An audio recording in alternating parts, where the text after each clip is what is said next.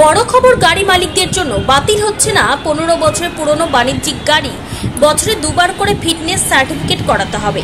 পরীক্ষায় পাশ করলেই শহরের রাস্তায় চলাচল করতে পারবে বাস।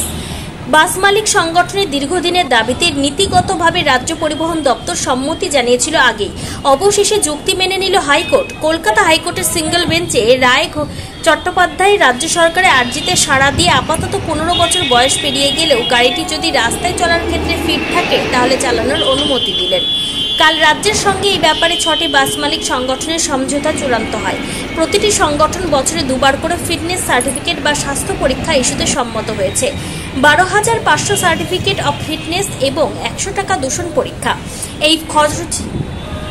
এই খরচের বিনিময়ে বছরে দুবার করে ফিটনেস সার্টিফিকেট ইস্যু হবে। একবারে সার্টিফিকেটের মেয়াদ 6 মাস হবে। উল্লেখ্য, এবছরের শুরুর দিকে জানা গিয়েছিল বেপরোয়া বাসের চালকদের নজরবন্দি করার সিদ্ধান্ত নেয় পরিবহন দপ্তর। চালু হয় যাত্রী সাথী অ্যাপ। শহরে 10টি রুটে আপাতত পরীক্ষামূলকভাবে যাত্রী সাথী অ্যাপ চালু করতে চায় পরিবহন দপ্তর। সরকারি বাস তো বটেই, অ্যাপসের মধ্যে ট্র্যাকিংয়ের আওতায় থাকবেন বেসরকারি বাস, এমনকি মিনি বাসের চালক।